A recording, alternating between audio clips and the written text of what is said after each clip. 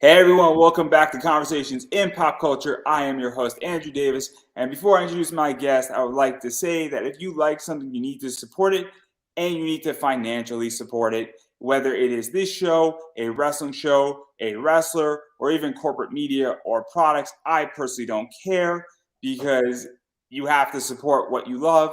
And if you don't support it, it will disappear. And so if you want to see more of it and you want it to continue, well, you know what to do. Open up your wallets and actually spend money and support people and the things you love. But enough about the PSA. And when it does disappear and you didn't support it, don't come bitching to me, is my point.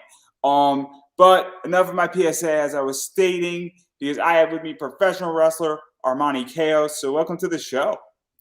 Thank you for having me. I am excited because I came on to discovering you through Limitless during pretty much the start of the entire pandemic. Nobody had any idea what was going on, and well, that's how I came to discover you. And pretty much, we're going to talk about two or three, maybe four promotions at the most here. Okay. But before we get into all of that, I am curious how you got into wrestling because you are fairly new into wrestling. Yeah, so I didn't officially become like a wrestling fan until about like 2015. I was a senior in high school. Um, and before that, I would watch like Total Divas here and there. And I was like, "Ooh, this is kind of like interesting." um, and then there was a scene where Summer Rae had like slapped Natalia, and I was like, I love this. Like, let me like go on YouTube and like check it, like check out the actual wrestling. If I was like super entertained just with like the reality TV portion of it. Um, and I remember looking up like Summer Rae WWE, and I watched like a few of her matches, and I was like, oh okay, she kind of loses all the time. Like, I don't really want to be a fan of a loser. So I would like check out like everyone else on Total Divas, like on YouTube. And then I like stumbled upon like the Bella Twins like doing like the switch. And I was like, I love them. And then here I am. This is what's so interesting is that obviously everybody comes into wrestling differently. I wasn't a wrestling fan till high school in ninth grade, and then I just discovered it. I turned on, Raw and Impact, and it was the John Uh-huh. Cena Edge feud.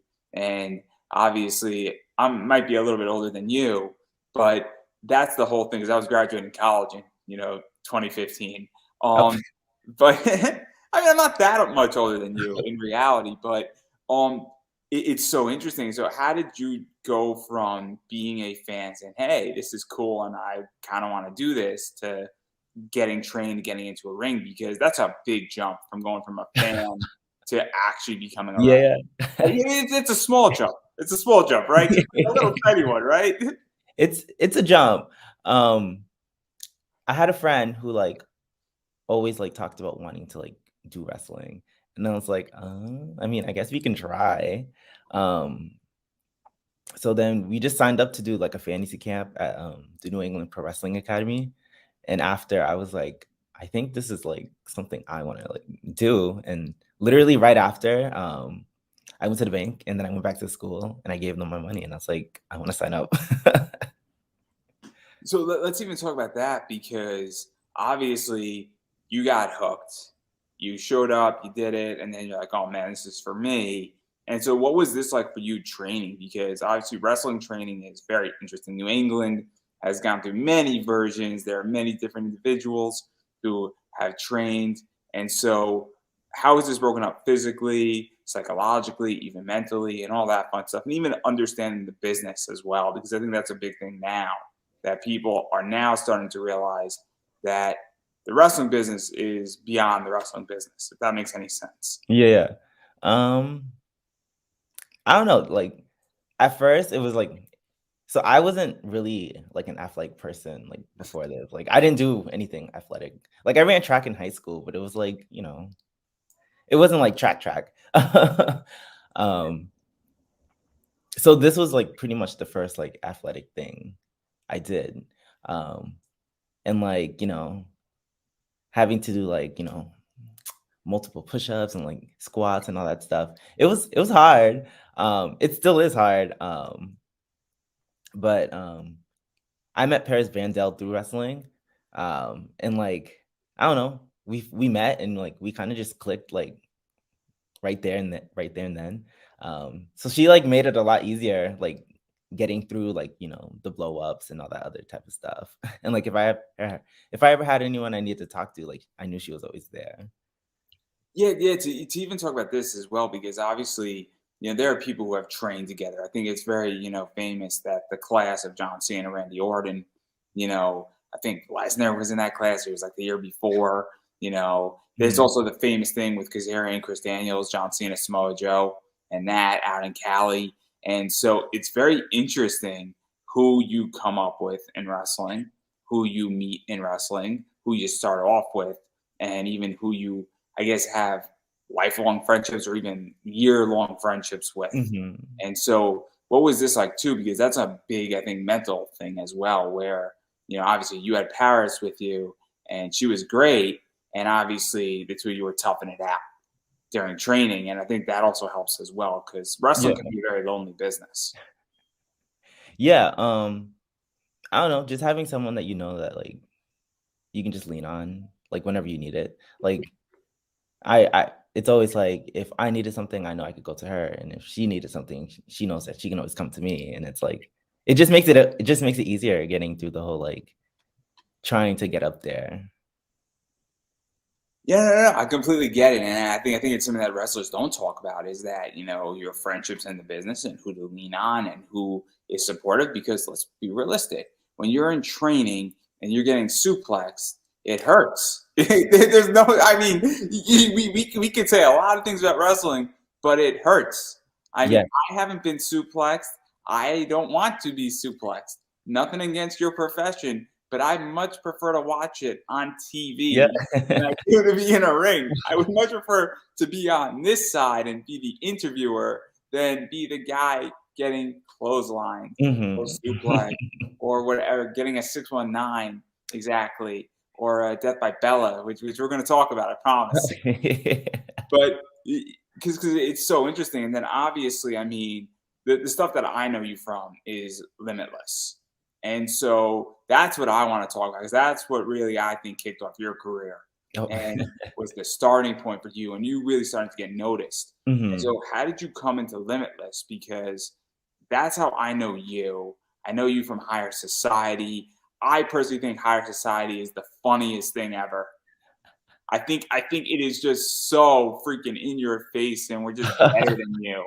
And I mean, full disclosure, my favorite, villain of all time is the guy from One Piece, Gold, because gold is power, and it's the entire idea that money and being rich Yeah. means that you're better than everybody else. And I love the concept. So, how did you come into Limitless and even form that team with Paris? Because brilliant, just so fucking brilliant. Uh, I think me and Paris always knew that we just, like, wanted to be a team. Um, and then we heard about, like, Limitless, like, doing, like, tapings during the pandemic, and we were like, "Okay, we need to get in on those." And that's kinda just, like, so we, like, reached out and was like, like, "We're a team, like, we'd love to, like, come up and, like, do the tapings," and we did. So let's even talk about that because what was this like? Because obviously, this taping stuff, nobody knew any idea what COVID was. Nobody had any idea how long it was going to last for. Nobody knew exactly how it was supposed to go down. I think, and correct me if I'm wrong, I mean, Logan Black sort of gave me a heads up and explained that a lot of those tapings were done over, either you did all your matches in the same day for the season, or you did it over 2 days, or they split it up into two groups, essentially, I think but they might have Yeah. done like 9 at a time. Uh-huh. And so, what was that like too? Because it's a weird situation to wrestle not in front of an audience. It's weird to wrestle multiple matches. It's weird to not exactly know how it's all going to fit into, I guess, the whole theme of Limitless and what they're doing. And this is all before, and we're going to dive into a few of the matches because they're very cool, some of them. But what was that like for you coming into that? Because it's a very different experience than I think anybody truly understands, or prior to COVID, because that Yeah. never existed before. Um, I mean, it was kind of weird just, like, not wrestling in front of a crowd because So I was still fairly kind of new during this time. So like I probably had like maybe like 20 matches under my belt.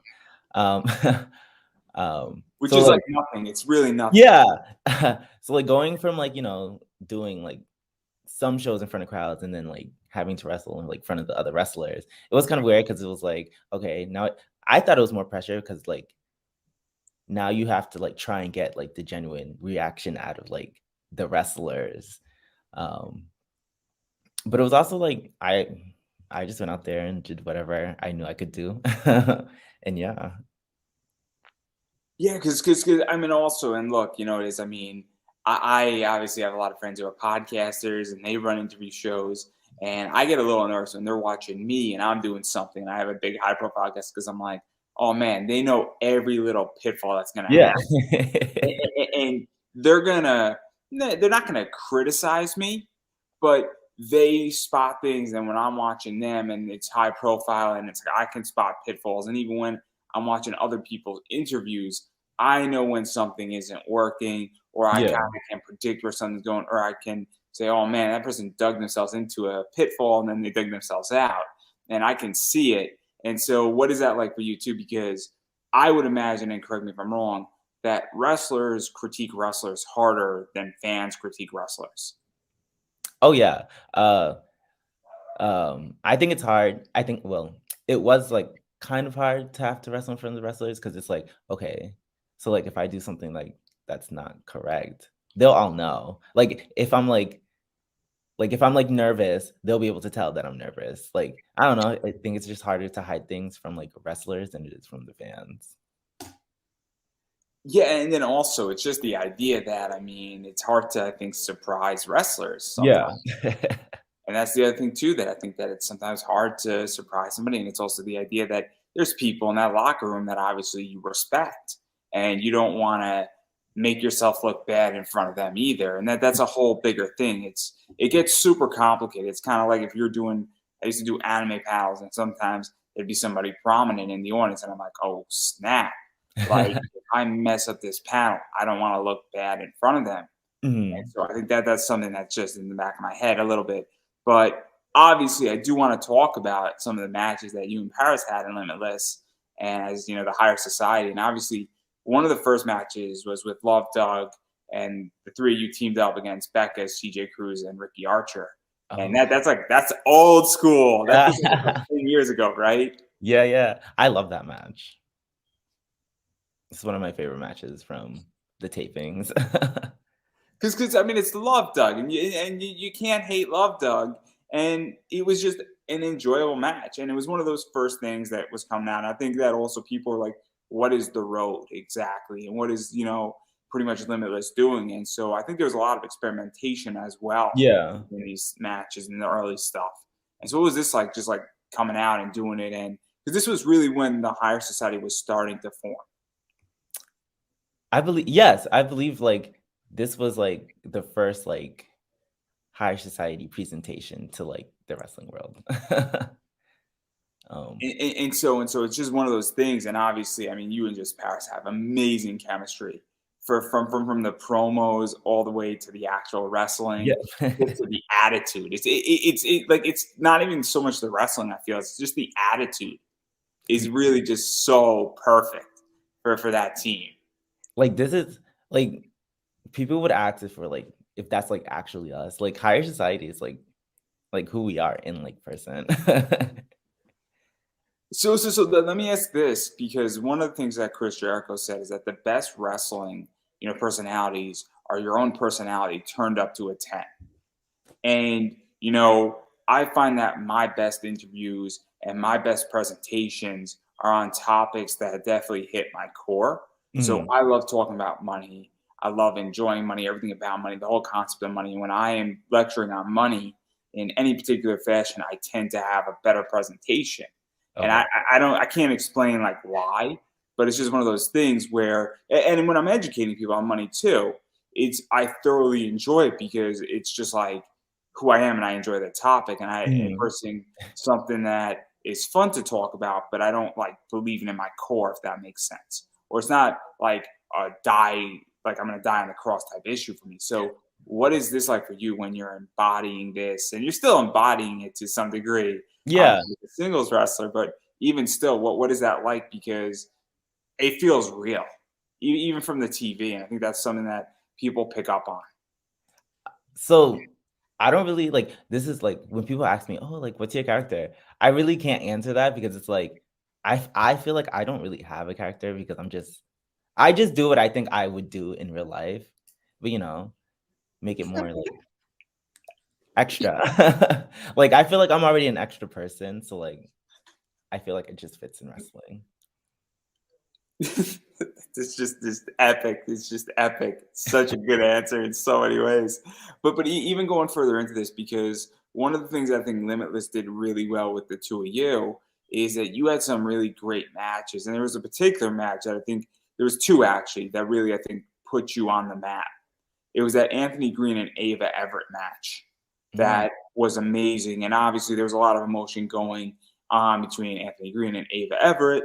Obviously AG was going to WWE at that time, and this was his sort of farewell tour to the New England scene, mhm. and it was a big spot. I feel for the two of you coming in, and what was that like? Because here you have Ava Everett talking about how she wants to wrestle with I think her fiance or her boyfriend now. I think fiance. I don't know if they're married right now, but neither here nor there. Yeah. But you have that emotion going on.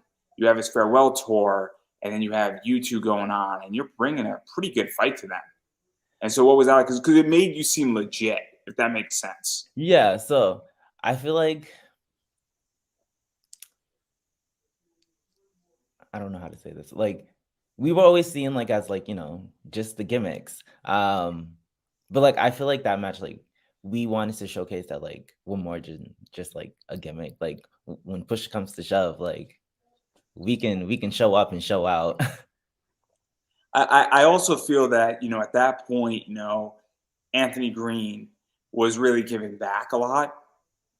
Where I think that match, if he wasn't going to WWE, I don't know if he would have given back so much because he was on, the Limitless scene and, the New England scene for a while.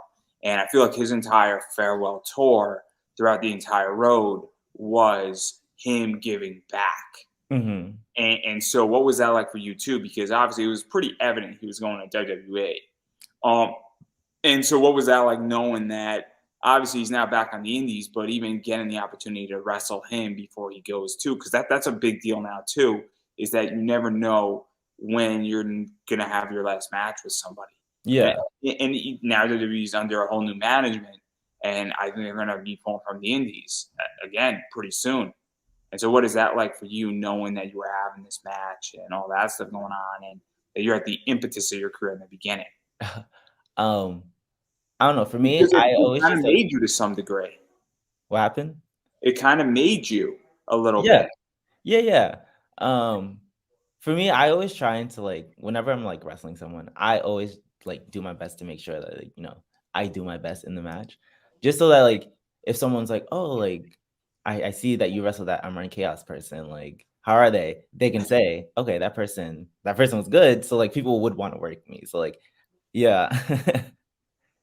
And then the other match that I think really made you was the match against Waves and Curls, and they were just starting to get big, Yeah. and they were right, I think, where you guys were, and that's what's Yeah. We were crazy is both like, that legitimately you guys were running parallel, coming into Limitless, and nobody knew who Waves and Curls were, nobody knew who you guys were, and that was another match that I think was really a big, pop for the both of you guys and mhm. both teams. And so, what was that like too? Because it's just one of those things that I think is I don't know how to describe it. Like it was almost like a breeding ground for talent at that point. I could say the same. Like two new teams coming into like Limitless Wrestling, both having like a point to prove. Like I feel like there's no better matchup. And it was, I mean, I think it was just fantastic. I think it was just a launching point, and then obviously going through Delmy Exo and Ashley Vox, and I love Delmy. She's been on my show like 3 or 4 times at this point. And obviously, I would love to get Ashley Vox on. I think it'd be fascinating to have a conversation with her, because she's great too. But what was this like too? Because Team C Stars is also very much a New England staple. Yeah. And so I because remember it's like you had a crazy freaking like taping that you're just like, hey, can we just show up? Like, I remember when, like, the match graphic for this match came out and, like, just going on Twitter and, like, seeing, like, everyone already saying, "Oh, Higher Society ain't gonna get this one," like, like, that's just how people thought, and then we actually won, and, like, people were like, "Oh, shit," like, they actually did it. yeah. So what is that like? Because this is one of the things that I think has changed in wrestling is that Twitter is actually a really important thing now. And the hype on Twitter, people criticizing on Twitter, people booing you on Twitter. Criticizing is not necessarily the right word, but even booing you or saying, "Oh man, they cheated. Oh man, I hate those guys." But they don't hate you as a person; they hate you as a team because you're the heels. Yeah. But even the fact that you're getting that pop, right? Because it's not like somebody says, "I hope you go die in a ditch tonight." They're saying you're a cheater, and I hope they get smashed in the ring. I hope that they get a quick rolled up, and then all that stuff.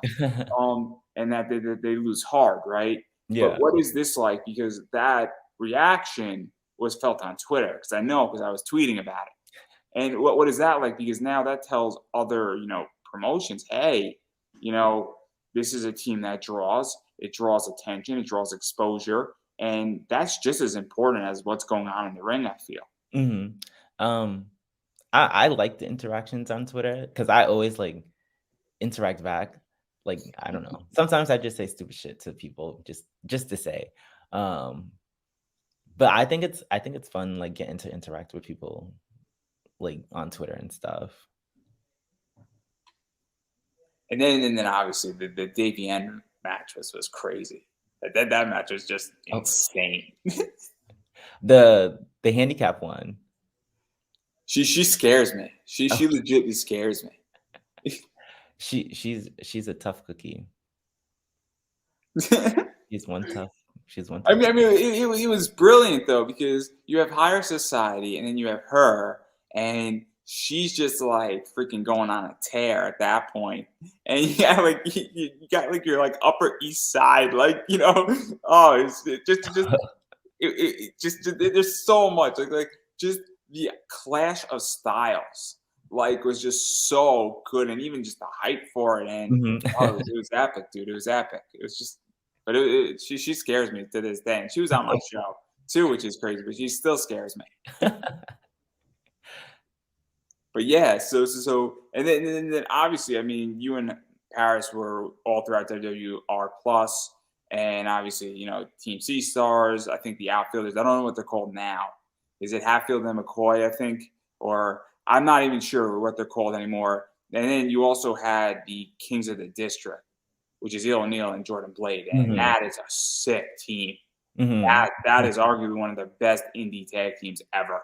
And I saw them win in prime time. That X Division match, that was crazy.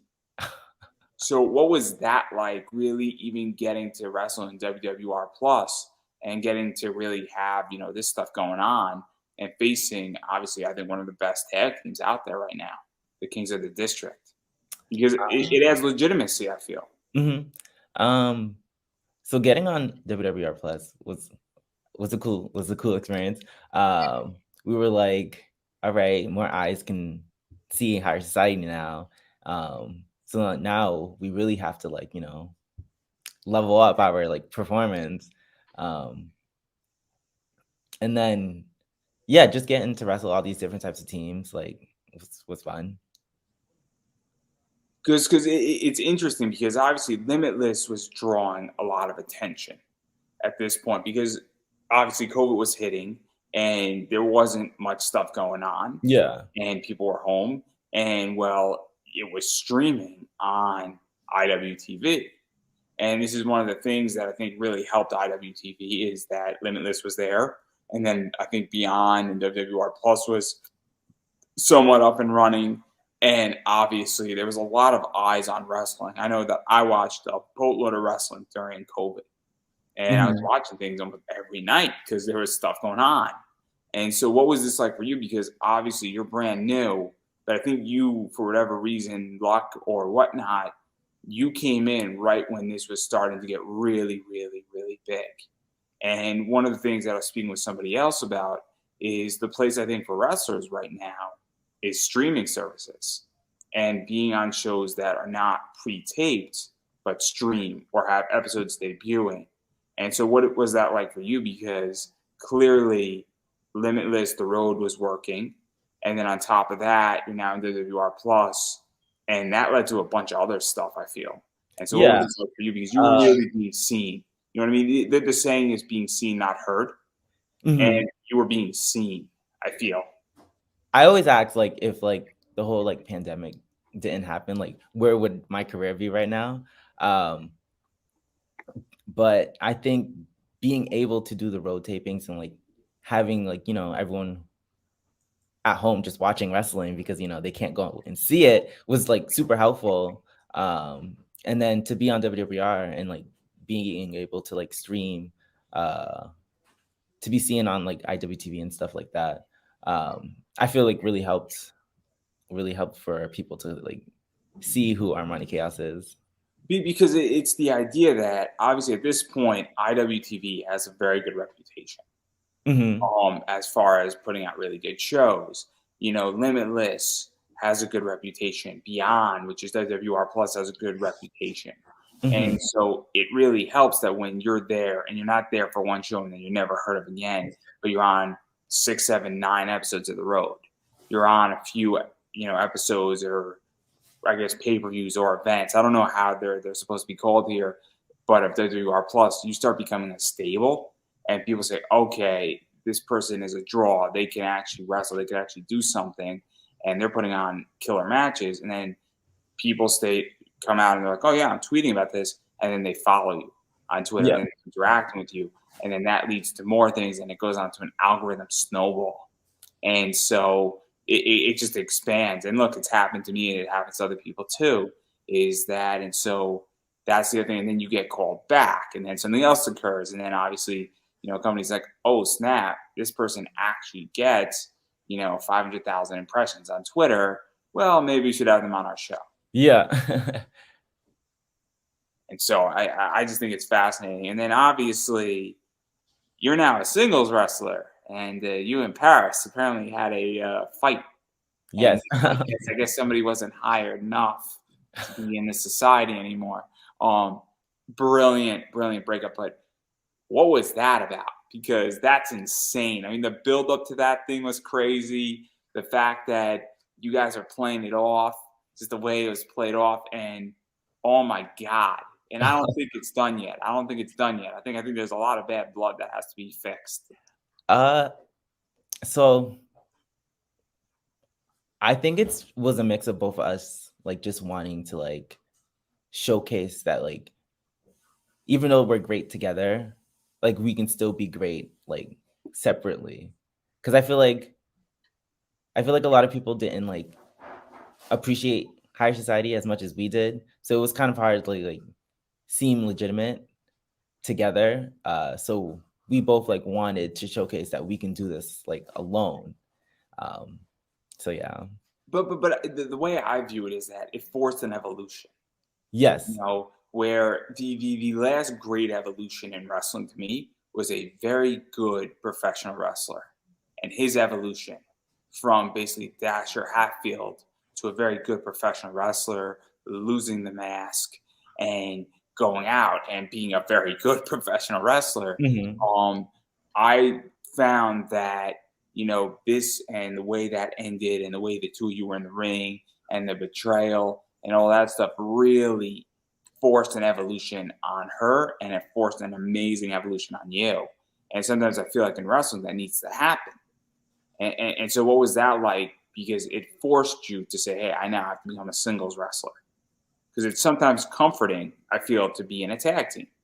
Yeah, being in a tag team is super easy. Like, like if I like, let's say I'm like, okay, I'm kind of tired, like time to tag out. Can't really do that in single matches. Um, but I think being able to like now be a single wrestler, it's like now I can like, just do me.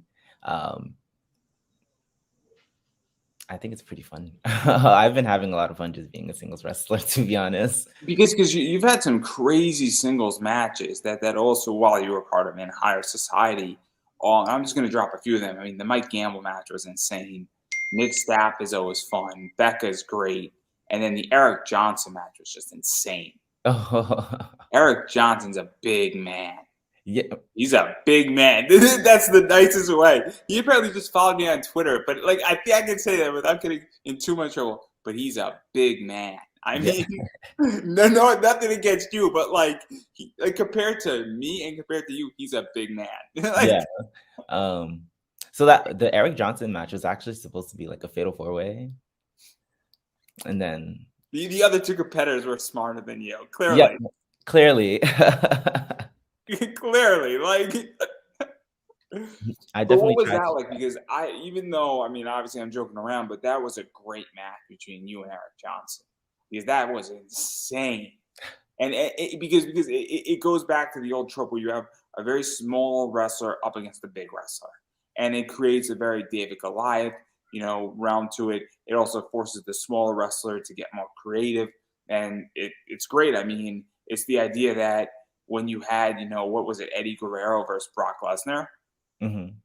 I mean, that was brilliant. I mean, and even when you had all of these, smaller wrestlers going up against, Brock Lesnar, it was great and it was epic and it was great matchups and it was great matches. So, what was that like for you, really? Because I felt like you were thrown really into a cool spot.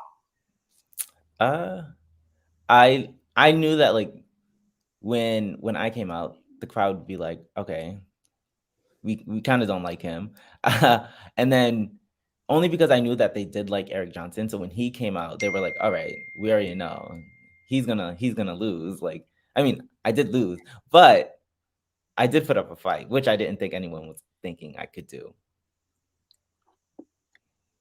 Yeah, what is that like when you get to really shock a crowd and have a good time doing that? Because I think that see, this is my thing about wrestling is that right now the problem with Raw and AEW and Impact is you can get somewhat of a sense of how the match is going to end. Sometimes, if there's 8 matches, you could accurately predict 6 of them. The Mhm. other 2 are a coin toss. But right now with Roman Reigns, that's the problem. You don't know Roman is going to beat and remain champion. And so who cares about that match? It's not a toss up anymore. Yeah. And so at this stage, I feel like even if I know that somebody's going to lose and then they win, I'm like, what just happened? Or if I think it's going to be a squash match and then it goes on for 15 minutes, I'm like, okay, the person who was supposed to be broken like a twig and Yep. was supposed to be an easy, like, again, I'm not trying to be mean here, now actually has some fight in them. And it's like, oh, what else can Armini do here?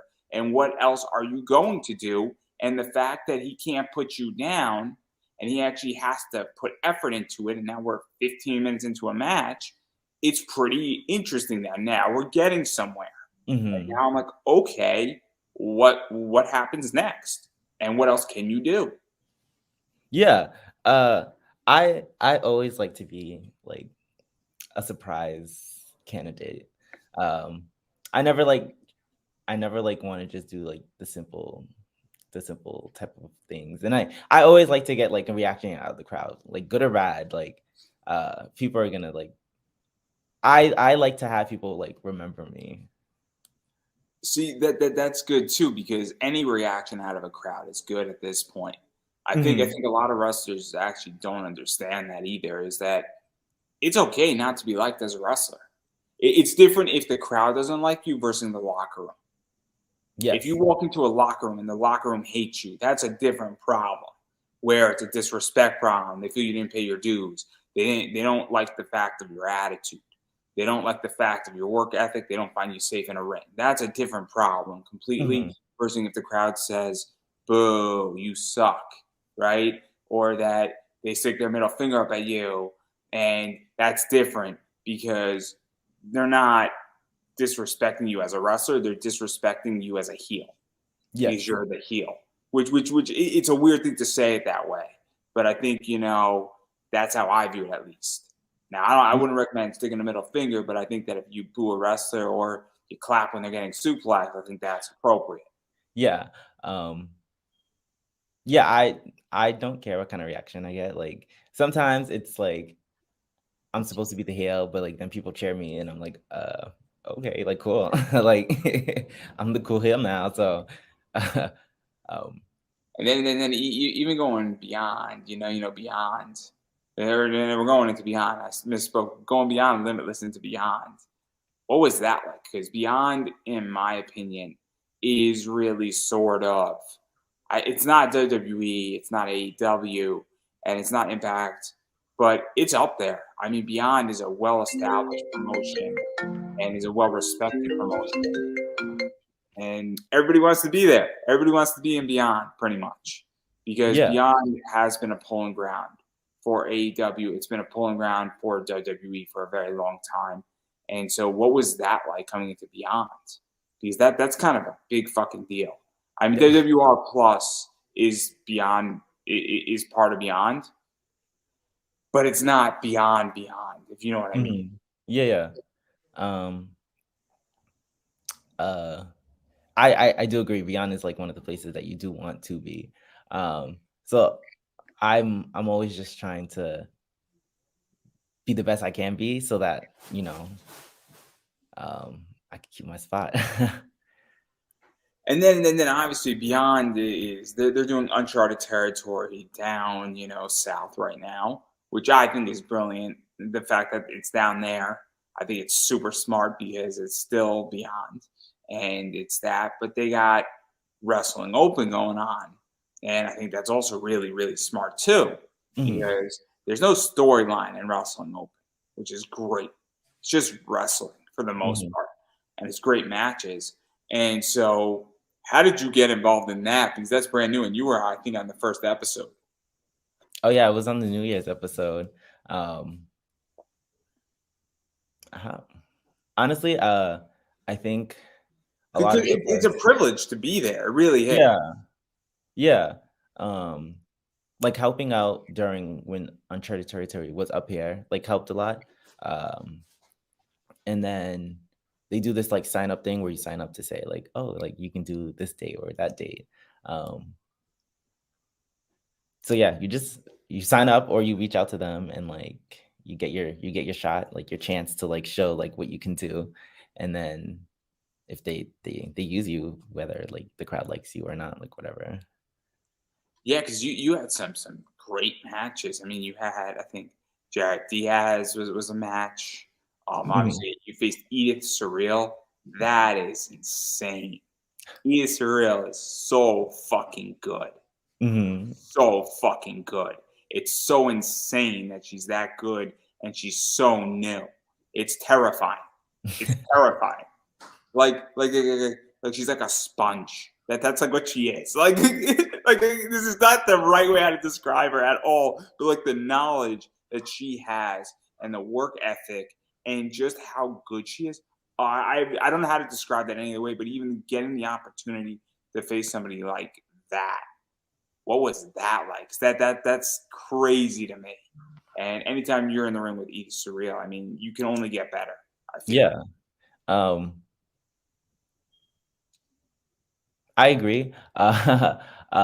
So like in that match, he had me in like a, multiple different kinds of holds. So now, like after that match, I knew I had to like work on, how to try and get out of certain holds. So, Yeah, no, because and even getting the opportunity, because again, I go back to the idea that I don't know if Edith Surreal is going to ever get signed. I think she should be signed either to Impact or AEW. I don't know if WWE is the right place for her. Just on airtime, and WWE has so much talent that like it's really hard. I feel to compete and climb up the ladder right now. And NXT is a zoo, not in production value, but just the amount of good talent they have. It is really hard to get airtime. I feel in those mhm, companies right now, but in AEW and in Impact, I think it's very easy to get airtime. And even to go into that, I mean, Edith Surreal, I feel for a lot of people is a bucket list wrestler to cross off that you got the opportunity to wrestle her. And so, what is that like for you, especially early on when wrestling open?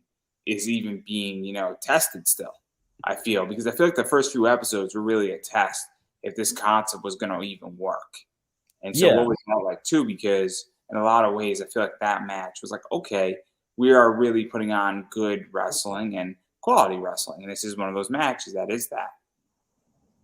Uh, yeah, I agree. Like the first couple weeks were like, all right, let's like see what can happen. Um, and like for me, I was more so like, all right, like let me try to like be like a permanent like roster member just in case like it does happen to like continue on. And like I think now they're like on like week like 38 or 36, one of those. So it's been going on for like a while now, so like and I've been on quite like a few episodes. Yeah, I mean, you had some serious crazy competition. You had a little mean Kathleen, who was very little and very mean, I might add.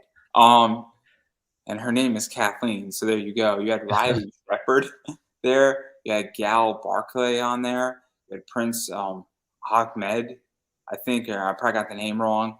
Obviously, Love Doug was wrestling. I don't know what your issue is with Randy Rivera, but that's insane right there. The Tyree Taylor match was scary. That guy's a freaking hoss. That match was I watch that match all the time. Uh he's he's a monster. But like the reason why I'm mentioning all of these wrestlers is that none of them are the same. Some Yeah. of them match up to what you are as a wrestler, and then some of them do not match that at all. And that's what's crazy about this is that some of these wrestlers they are very technical. Some of them are powerhouses. Like Tyree is a powerhouse wrestler. Yeah. He is not going to do a moonsault off the turnbuckle. Nothing against him. He's just not that type of wrestler. I think he probably can do it, but he's not going to do it. It'll be a rare occurrence. Is my point. But what is that like? Because you are, I feel like, getting so much better when you're facing so much diversity in wrestlers, and even just the psychological element of these wrestlers. I mean, Love Doug. There's nobody like Love Doug. I feel like in Beyond or Wrestling Open at this point, which is the way he operates as well on a psychological level. And so what was that like as well? Because it's so interesting because you've had like probably I think like 15, maybe even like 18 matches in Wrestling Open, and they're all so All, diverse. they're all different like people. That's what I kind of like. I like being able to like wrestle different like styles with people. Like I'm always gonna just be like me. I don't think I really have a style. I think I'm just like well-rounded. Like I would place myself in the well-rounded. But like You'll place being a yourself in the diva category. yeah, yeah. I, um I figured I could get away with that joke. no, yeah, like this is the diva category and then like well-rounded.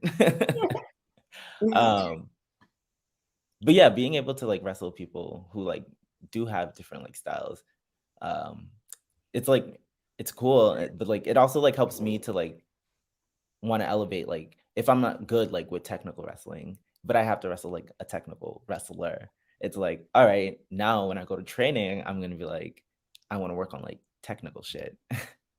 Do you also feel that certain people are really good at promos? I mean, I'm going to drop a name, Alec Price. Hmm. And I don't think you got to wrestle him in Limitless. You got to wrestle him in Wrestling Open. And Alec Price is the best shit talker in the Northeast. The best shit talker in the Southeast is AC Mack. Um, and so, what is that like too? Because even just the ring psychology of Alec Price is insane. And I mean, Alec has been on the show, and he's great. He's just freaking fantastic. And Hmm. I'm surprised the guy isn't signed yet. I'm surprised. Every time he wrestles, I send out the same tweet every time. I say, "We're all gonna miss him when he gets signed. Yeah. We're all gonna miss him when he gets signed. The you could boo him, you could hate him, you could do whatever you want, but we're all gonna miss him when he gets signed." But even that, what is that like for you to even be in the ring with somebody who just has such an amazing ring psychology and everything Alec Price does? And he might look like he's not doing something, but he's doing something. What is that like, even just to have that, and you just see it from the opposite side. Um, Because that's a big part of wrestling that I think people forget exists. yeah, Alec is amazing. Like he gets a reaction just from like doing, um, which is like he's like a great person to learn from. So like that match with him, probably is like to this day probably my favorite match because it's like, um, I feel like I don't know, it showed like a different side of like me. Like I felt like I felt like it was a test for me too. Like it was like, all right, can I stand with Alec Price? Like, can I go toe to toe with Alec Price? And like, I mean, I hope I was able to like show that I could. So let me ask you a question, because one of the things is that obviously I mentioned a few names, and I was joking about a little mean Kathleen, but she's really good, and she has been in Beyond and WWR Plus, and she's been very much a stable. Riley Shepard's been a stable. You got Alec Price, Tyree Taylor, and do you feel that at this point that you're now getting what I call legitimacy, and that people say, okay, you're here to stay, and that you're legit? And that the higher society stuff, you guys were a great team, but there was that little doubt, and now people are saying, oh, snap, Armini is a real wrestler. He can hold his own, and he's legit, and that people are saying, oh, snap, he can go in the ring. Because there gets to a point, I mean, I've been doing podcasting for, 10 years, and just in my experience, and I feel like in the last 2 years, people are like, oh, I get it now. You're not a kid anymore in this industry. And that when you're getting these big guests and you're getting people and then you do an interview, it's legit now. It's not a hobby for you. If Yeah. that makes any sense. And people respect that. They respect you in the ring, and they realize that, hey, you're here to stay.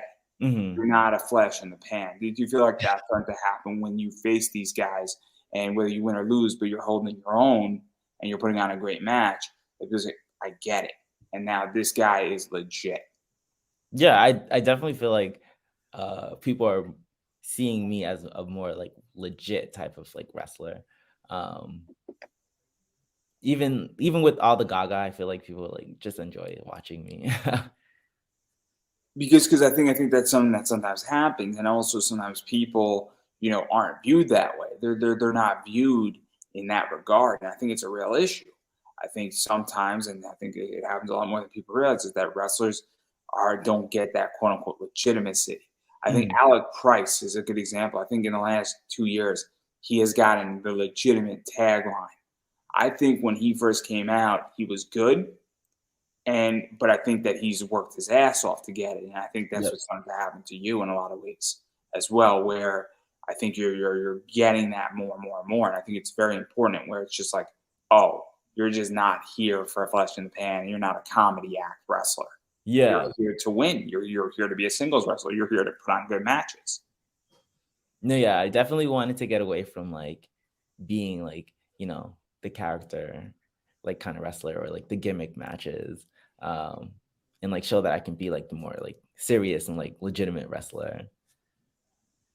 Yeah, and then obviously I think also what sort of started to solidify this is the match with Jay Lyons and Midas Black, and that match, and that I think that was a tag match, and they have done something that may or may not make them not so likable right now. But we don't have to talk about that. But I thought it was pretty funny. I thought it was pretty funny.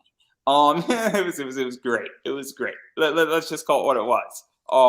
But even just being in there with those guys too, and holding your own, and having a freaking great tag match as well, showing that, hey, you can do tag team wrestling too right now, and Mhm. obviously Johnny Rivera as well, and all that stuff. And you may or may not be a fan of him right now.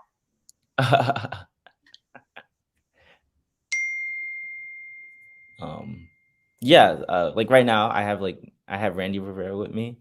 Um so it's Yeah, like yeah, yeah. Let's talk about that too while we're at it. What is that like? Because it's not higher society, but obviously you got backup. You got Mhm. somebody watching your back. Somebody's obviously somewhat involved in your matches and is covering you and covering your 86. And so, what is that like too? Because it adds another dynamic to it, and it makes it more interesting. And kind of makes you a heel. And sometimes it works, sometimes it doesn't. Obviously, with Landon Hale, it was very interesting what happened last week. Oh, so with Randy, he's a young wrestler who's He's not seasoned. Yeah. So He I made felt a like mistake that he won't make again.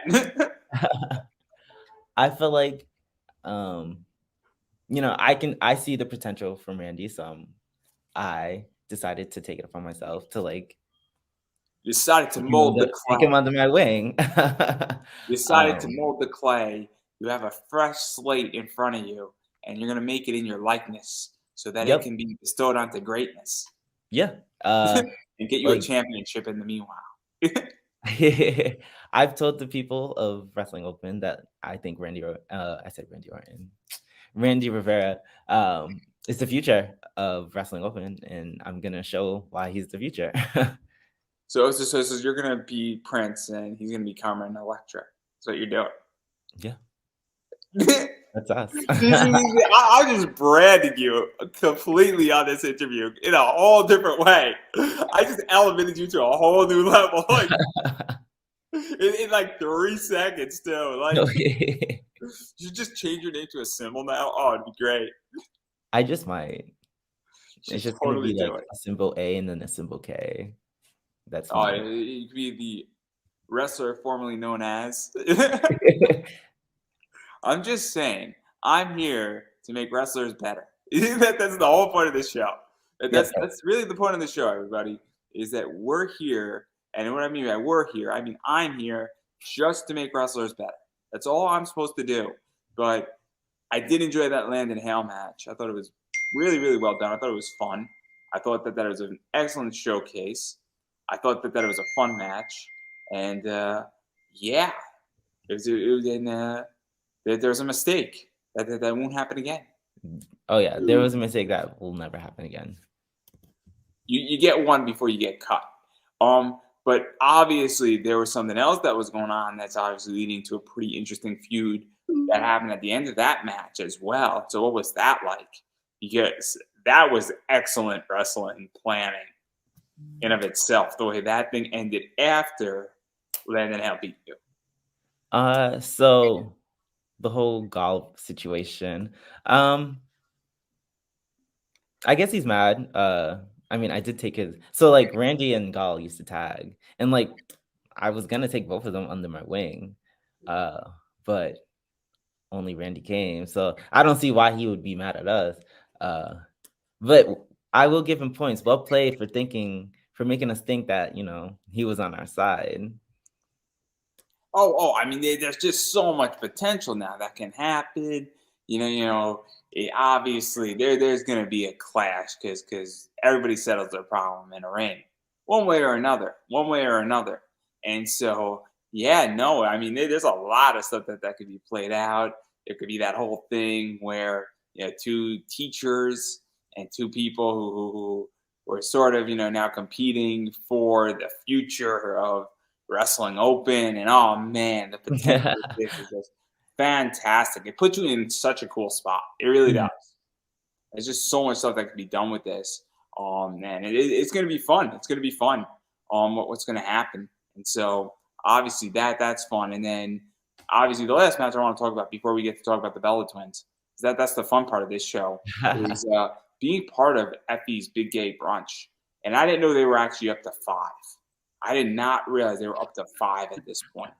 I saw 1, and I mean like the first one, but damn, I didn't realize they were at 5. I thought they were like at 3. Wow, just I mean, is that like every year only once, or do they do them like twice a year now? Like I don't even know. I'm so confused. I didn't realize it was like I 5 years honestly old. don't Like know. I feel old now. It's like it's bad. It's like it's really bad. I honestly don't know. I'm confused, clearly.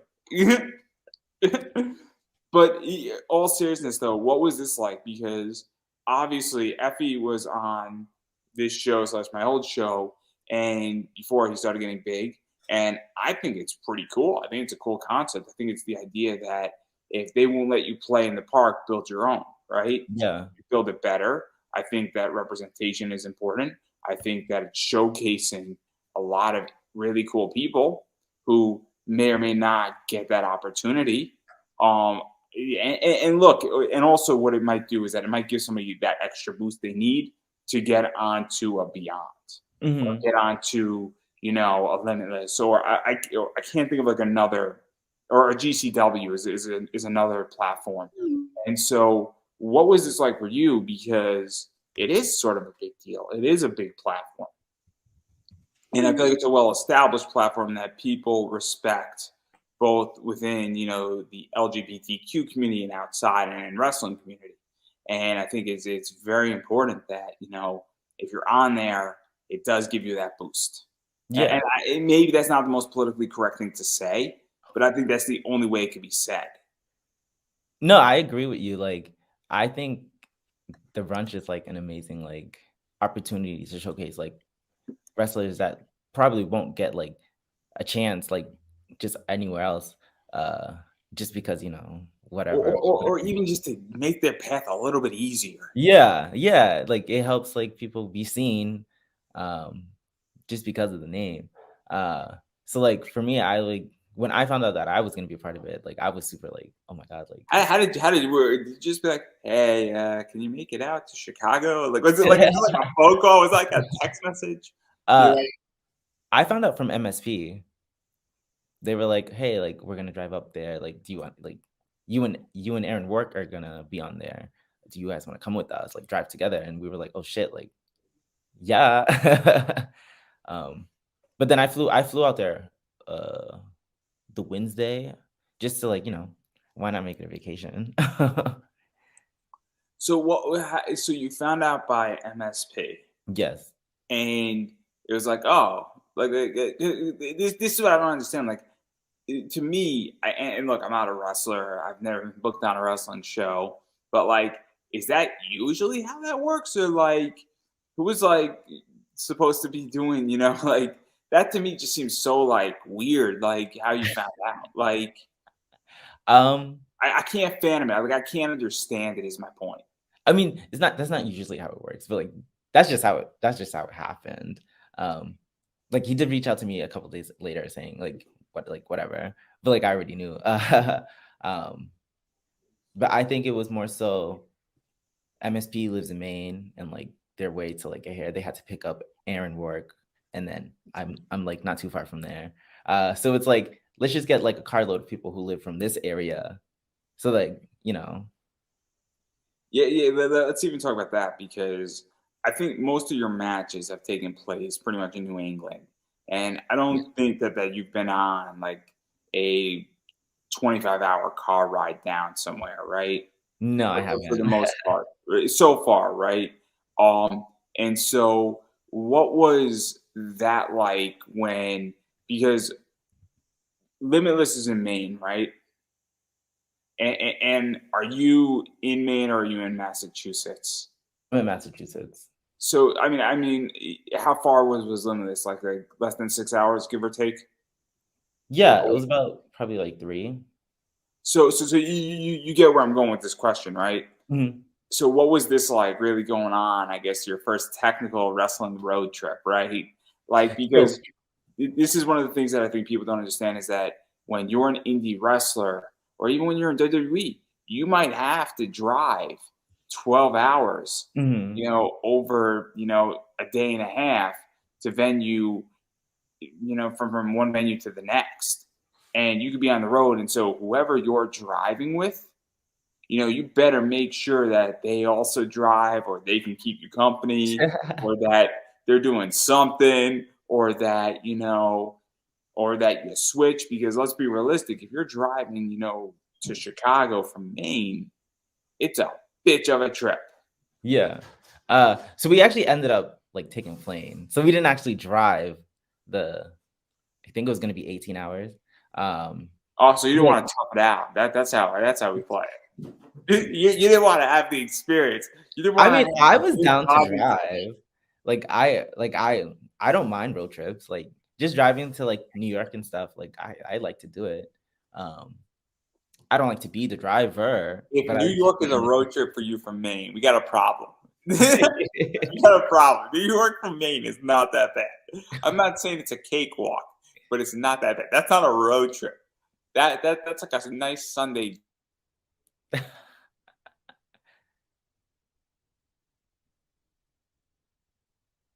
Mm, I think we're back, right? okay. I was just saying that New York from Maine to New York isn't a road trip. Maine to Chicago is a road trip. Okay, yeah, I agree. Maine to New York is a pain in the ass of a drive, but it's not a road trip. That's all I'm gonna say. But anyhow, I digress. Continue, please. Um, I forgot what I was saying.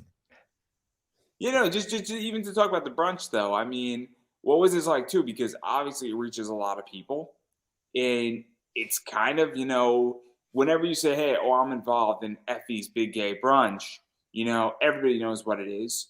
You're on the show. It adds credibility, I feel, and then you're also saying who else was on the card, and then you got all these top people in the industry on the card, and it's a big event in Chicago, and it's a big deal. And so, what was that like? Because, and it's also GCW, I think, does it, right? Yeah. And so, what was that like? Because it's kind of, a big deal. And it's also, the other thing is that it's, I think, like 13 or 14 bucks. It might even be more. So, the people who see it, they actually pay extra for it versus on IWTV. And it is a little expensive, you know, 14, 15 bucks for a pay per view for, maybe a 4 hour event. It's not unreasonably expensive, but you have to pay more than that. It's not like watching Beyond. You pay your $100 on IWTV and then you get Beyond for 52 weeks. Hmm. Um, I was. Mm, I I loved the experience. Like I came out and like I was like, oh shit, there's like a lot of people. There's like a lot of people here. Um, but that just like motivated me to like, actually like leave my mark and like have people like want to remember me. And like I remember like going on Twitter after and was like, oh shit, like there are a lot of like people like mentioning me right now.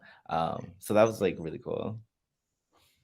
Yeah, no, because I think more than anything else, I think the real value of it as a wrestler, and especially if you are an LGBTQ wrestler, um, I think the real value is the exposure is worth more than whatever paycheck you're gonna get. I really believe that, and I mean that's just my take looking at this, looking at it more from a journalistic position.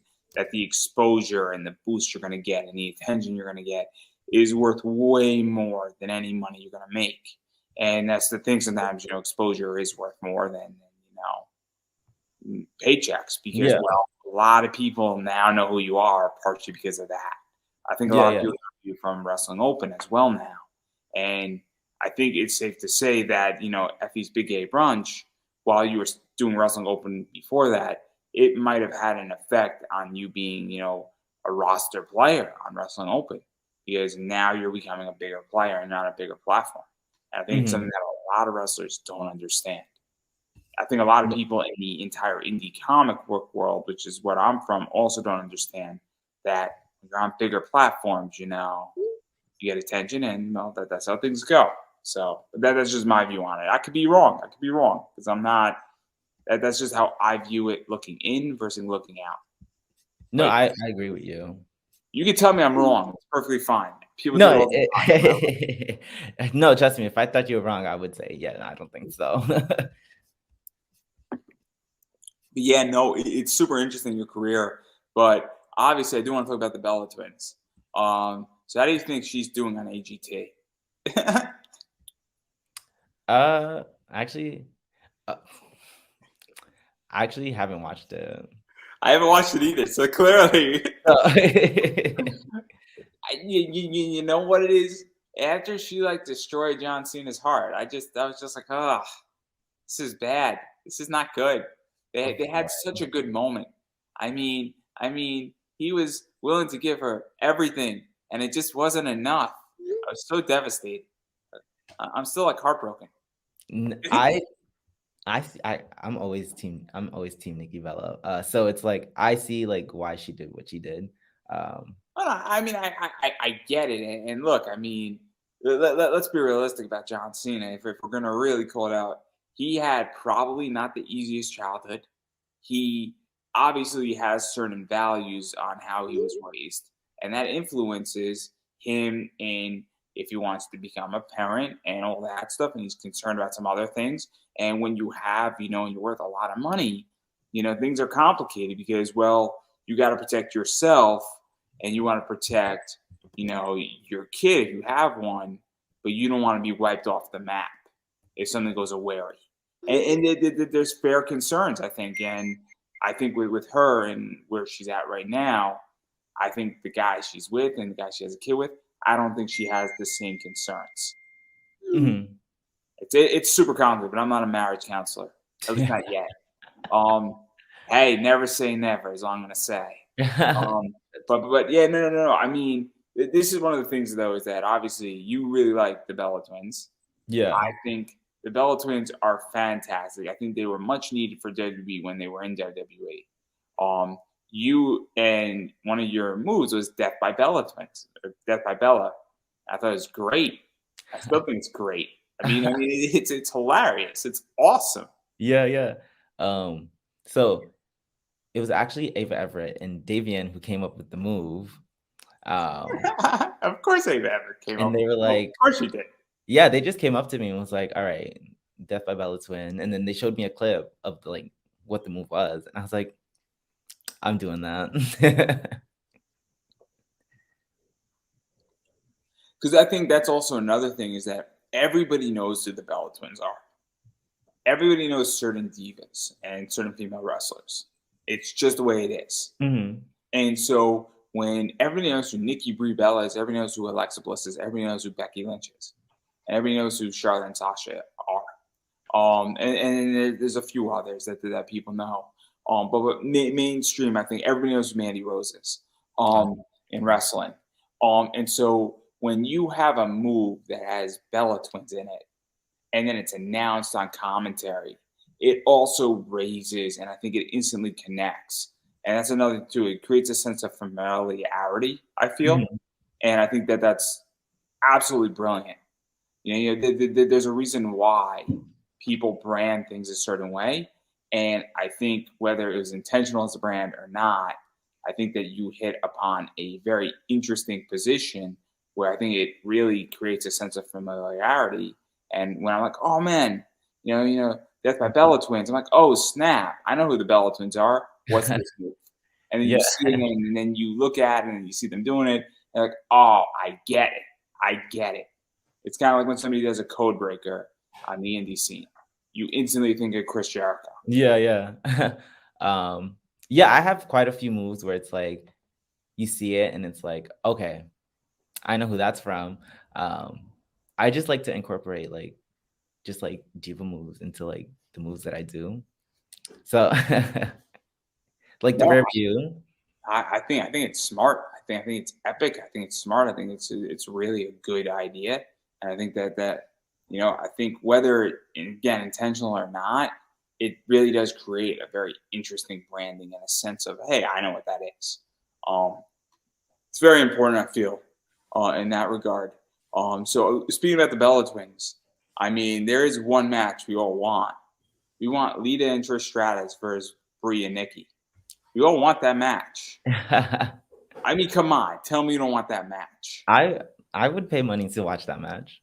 I mean, come on, at WrestleMania, you put that thing as the main event on night one. Oh my fucking god, you're gonna freaking sell everything out. No. Let me explain really quickly. T-shirts. That's it. That's the whole plan. The amount of T-shirts that you can sell of those four women will make those four women very, very wealthy You're very not quickly. wrong. You're You not you will wrong. sell $1 million for each of those women, in which you will sell $4 million worth of T-shirts in that week alone Yeah. with ease. With ease. It wouldn't even. and I have stock in WWE, so I am totally for this because it will affect the stock price just naturally. In fact, it will have to create sweatshops in like Indonesia to fulfill orders. I mean, clearly we're gonna have to do something bad to get something good here, but that's not the point. We have to make sacrifices, preferably somewhere else. Yeah, like I feel like developments are like they have like a following, and like Trish and Lita, like they also do have a following. So like to have them for in a match would be like it'd be crazy. I'm just saying, we all want it. We all want it. Hell, we could put, toxic attraction in that match too, and we can get old school versus modern versus the future. And we have a freaking banger right there. I'm just saying, we can do it, and it'll be great. And then we'll get Molly Holly as the ref. I'm dying. Clearly somebody should be booking this. I Hey, mean, you gotta send a letter. I live in Connecticut. Yeah, I should just show up and be like, "Here's what we're doing, guys." Just show up and be like, "Hey, listen, I got an idea." It's not an idea. We're doing it. That's the end of it. That's the plan here. But I actually, I have a few more questions because I do want to back out of your career, and I'm actually curious how you do wrestling because that's the most interesting thing. Where do you think women's wrestling is going? Because I think women's wrestling has gotten really, really fucking good lately. I think Impact has done a great job with it. I think WWE is half and half on it. I think sometimes they hit it perfectly, and sometimes they miss. And they miss hard. I mean, like, let's be realistic. Bianca Belair has had a sort of half and half, I feel, as champion, where some of her feuds have been great, like the Becky Lynch stuff has been great, but some of the stuff I feel has missed. And it's not due to talent, it's due to just booking. Yeah. And same thing with Liv Morgan. I think some of Liv Morgan has hit, and I think some of it has missed. I think the Ronda Rousey pop was one of the best things this year in wrestling. I really do, because it was great. The fact that she cashed in, I mean, that pop was so beautiful in so many ways. But then she's going up against Shayna Baszler, and something missed, and her booking isn't great right now. But I think Impact is doing a great job at this. I think the Cell Shaw and Mickey James match was really, really, really good match. And so I'm curious how you view it, because obviously as a women's wrestling fan, as a Bella Twins fan, and obviously getting in because of Total Divas, I mean, I'm curious how you view it, and even where it's going. And on the indie scene, I think it's some of the best it's ever been. So I think right now, like, women's wrestling is at an all-time high. Like, I think like people, like, before people didn't really care for it, but now people can see that, like, women's wrestling is actually pretty good. Like I like legit only watch women's wrestling, and like I will watch, like, the guys wrestle here and there, but like I primarily watch like the girls wrestle. So it's like like what you said, like with WWE, it's like right now they are kind of in like a weird, like, they're hitting the target half the time. Yeah, it's like weird, like it has nothing to do with talent. It has to do with booking. Yeah. Just because sometimes, and I think you'll agree with me, there's just somebody who should not be wrestling. And it's not a woman thing, it's not a man thing. There are men who should not be wrestling, and there are women who should not be wrestling. They are not safe. They are not good at it. They cannot convince a crowd, and they cannot sell anything, right? You know what I'm talking about, right? Like Ava Everett can sell anything. She could sell anything. She could come out with clown makeup and she could sell it. And I mean, Ava Everett was the girls' room, and then she went to art. I mean, those are the opposite sides, and both work. But there are wrestlers who can't sell jack shit. Yeah, I agree. And again, they should not be wrestlers. Much as I love Summer Rae is not good at selling things. I'm sorry to say it, but Eve Marie is not good at selling things. Eve Marie is great. She's great as a manager. She's not good as a wrestler. I don't know if I want to say anything here. Oh, you can disagree. You're more than welcome to disagree. So I don't know. Like Tennille I think Dashwood is amazing as a wrestler, was booked like shit in WWE. oh, who are we talking about? Emma Oh, in Emma, yes. that last match that she had against Asuka, that was legit. That was saying go, and she should have been kept, and they should have just said, I mean, Tennille Dashwood in Impact is killing it. Yeah. She's great. Because, again, you let her do her thing, she's going to slay dragons. But she was Mhm. booked like shit, which means that she couldn't do anything. And that's the problem with WWE, I feel. Yes, Impact, I agree. they actually have a concept. Um, I don't know, I think, like, once, like, because I heard it was more so, like, they were trying to give her, like, a diva kinda character, and she didn't really wanna do that.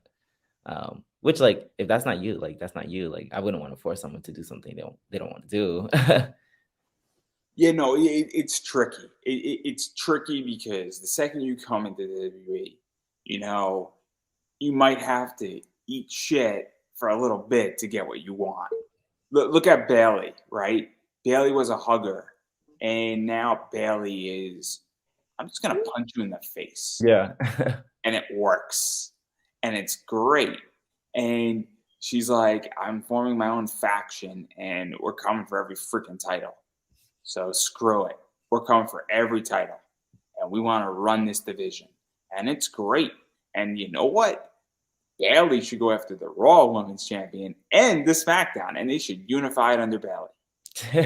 Seriously, if you think about it, it makes sense.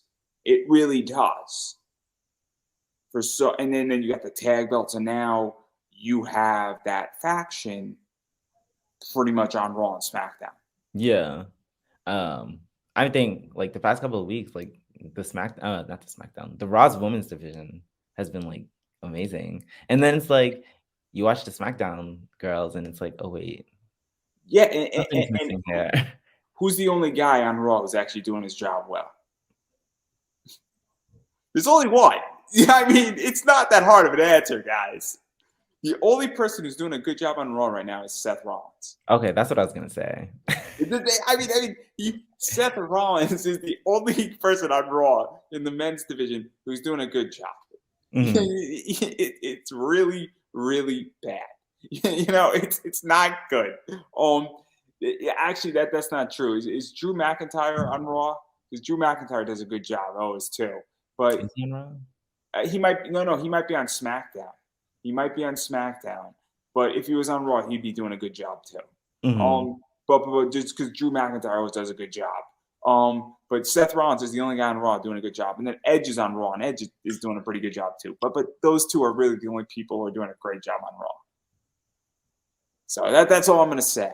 Yeah, it's weird. You could put Seth Rollins in a cast and leave him on the shelf for 6 months and just have him do backstage promo stuff, and he'll still do a better job than half the men's roster. It's so bad. And Matt Riddle's doing an okay job too, but that's not the point here. The women's division is like saving that freaking company right now. It's Mhm. not even funny anymore. It's whatever. I digress. Clearly, I don't watch as much Monday Night Raw as I should because it's not good. It's not good. I Yeah. watch the highlights. No, yeah. 11 minutes is a hell of a lot better than 3 hours. The NXT division isn't too bad. I know. I'm super stoked about it. I'm a big card collector, and the Mhm. NXT card set is freaking awesome. Yeah, there's a lot of people in NXT. I'm like, "Ooh, okay." Yeah. No, NXT is great right now, and NXT is pretty good. I mean, I just don't know what they're gonna do with Braun and Mandy. I don't know what they're gonna do with those two because Mandy Rose has become Roman Reigns' problem, and Yeah, it's like, Braun is not at who's that gonna level win? yet. But he's getting there, and then what do you do? Hey, I think they're just gonna have her drop the title and come up to the main roster. I don't know though if she wants to because let's be realistic. In NXT, you don't travel that much. She lives in Florida. She's probably making not that much more money on the main roster. She's probably going to lose money on the main roster. Because Okay. guess what? If your commute to NXT is an hour and you only have to show up there 3 days a week, it's not that bad. Yeah, yeah. Her house is in Florida. Like seriously, like if that's the whole thing. I mean, I just started a new job and I only have to go into the office 2 days a week, and it's going to drop down to 1 day a week. So my commute sucks, but it's only 1 day a week. Yeah. So my job isn't horrible. People say, "Oh, your commute's 104 miles, round trip," but I'm only doing it 1 day a week.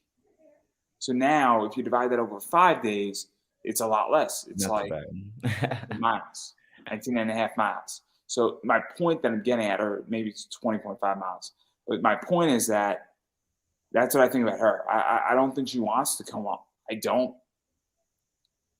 Would you say? Gigi should come up to the main roster. Who? Gigi Don, Priscilla Kelly. Oh, Priscilla Kelly should go up to the main roster. It was Gigi Don because they Priscilla Kelly is fucking good. they've been on SmackDown a couple times, so But I digress. This is a whole big thing. I like talking wrestling with wrestlers because it actually is fun. It's a whole different ballgame. yeah, yeah. But I digress. Obviously Landon Hale's coming on right after you in like 30 minutes. So I don't know if you have any kind words for him. Wow. I'm not even joking. I'm dead serious. Oh boy.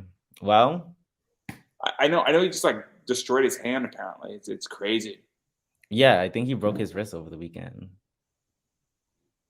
I So, know, I know, I know. He was in a pretty interesting match. I mean, but yeah, no. In all seriousness, though, I mean, what is next for you? Because that's what I want to know, and that's what I think a lot of people want to know is what is next for you? Because I think you're going to be in wrestling open for a while. yeah. I know you have at least a few more weeks of matches scheduled, if not a hell of a lot more.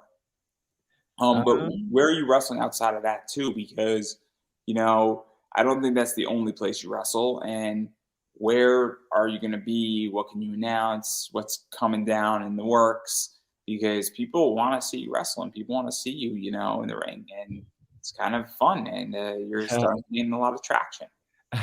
I think for me, what's next is just like just being able to like wrestle like everywhere that I can. Um, I really want to like travel outside of the New England area.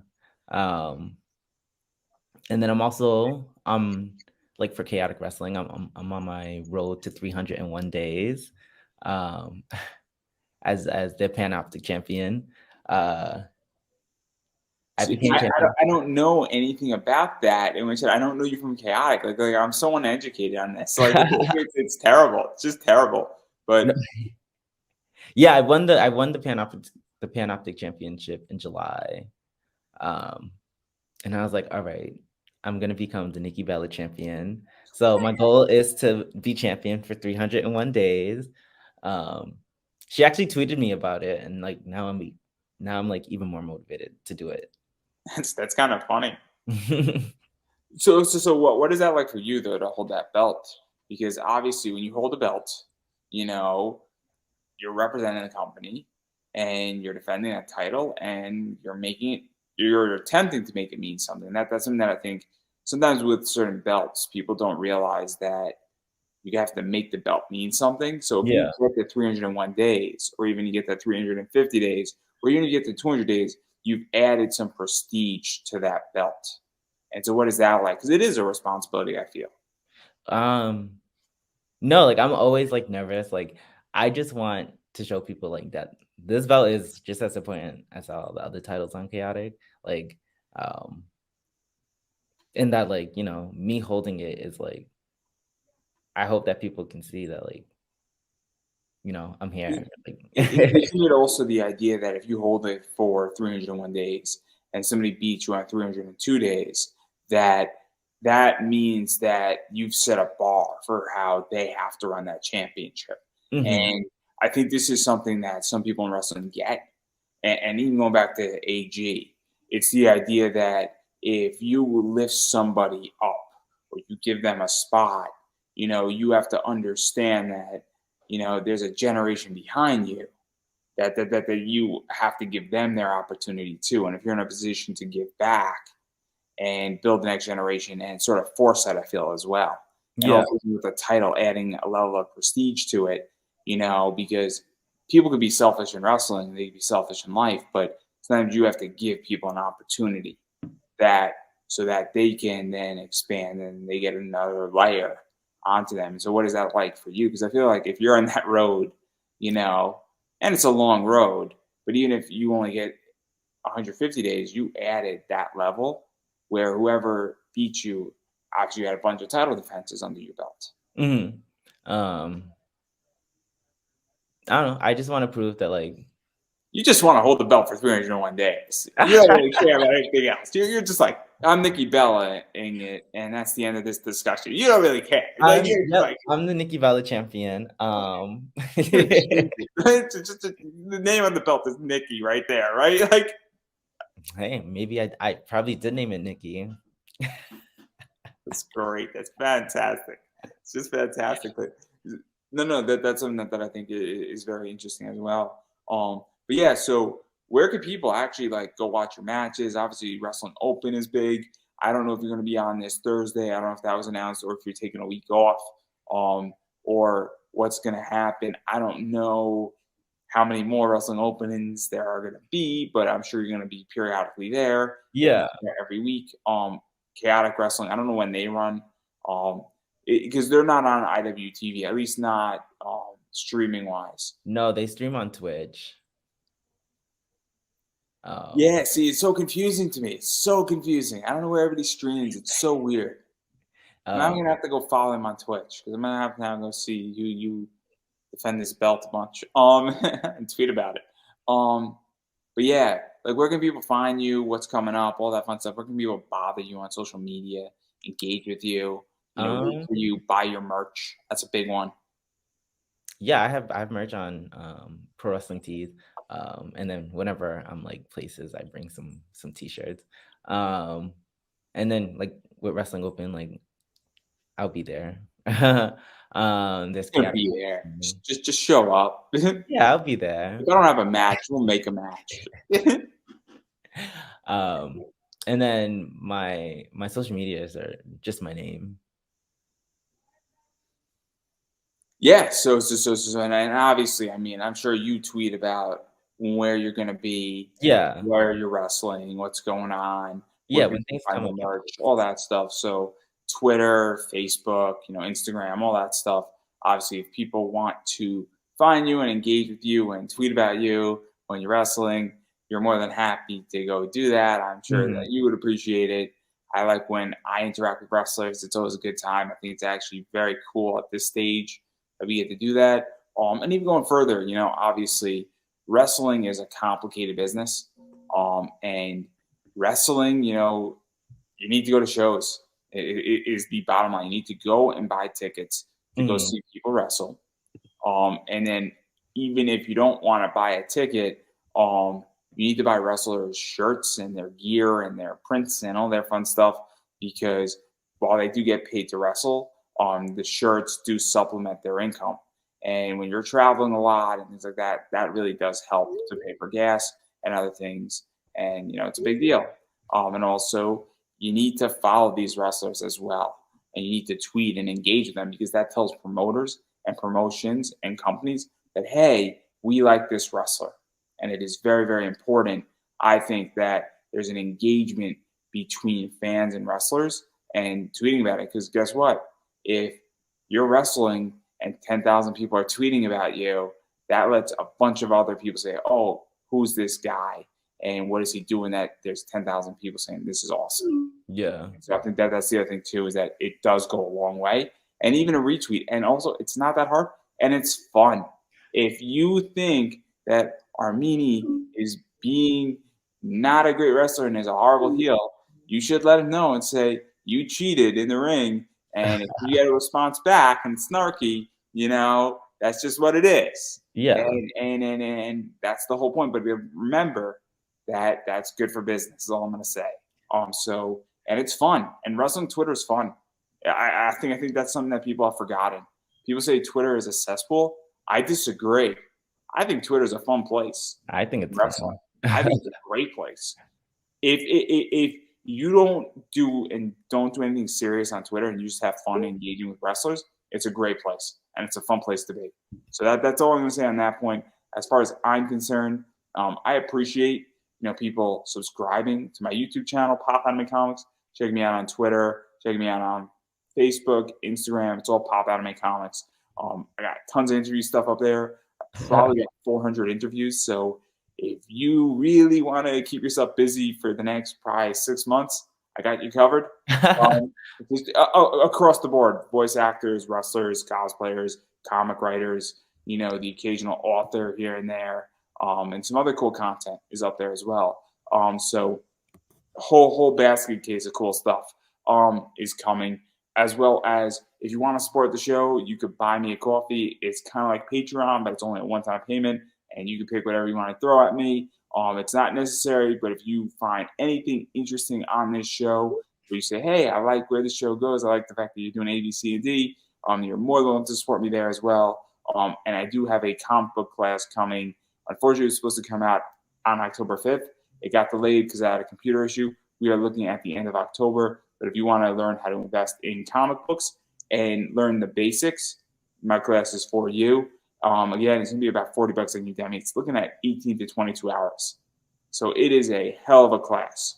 It's pretty much a college class. So it's like you just don't get credit for it. Yeah. So that's everything that's going on with me. And I got a bunch of other sponsor links up in the description up above, as well as I do have Your Pro Wrestling Tees link up there too. So obviously, that's all I'm going to say is that you need to support wrestlers and you need to support indie content creators because it does go a long way. And supporting, it is following on social media, but it's also financially supporting. And look, again, I don't care if you don't support my show, but if you like Armani and you like what he's doing and you like what he's doing in the ring, you should be supporting. If you don't like what he's doing in the ring, but you like another wrestler, you should be supporting that, is all I'm going to say. But if you don't support and then that shit disappears, don't come bitching to me. And on that note, I'm going to give you the final word. Yeah, I agree. Support. Well, I don't think I could have said that any better myself. So everybody, that is a wrap.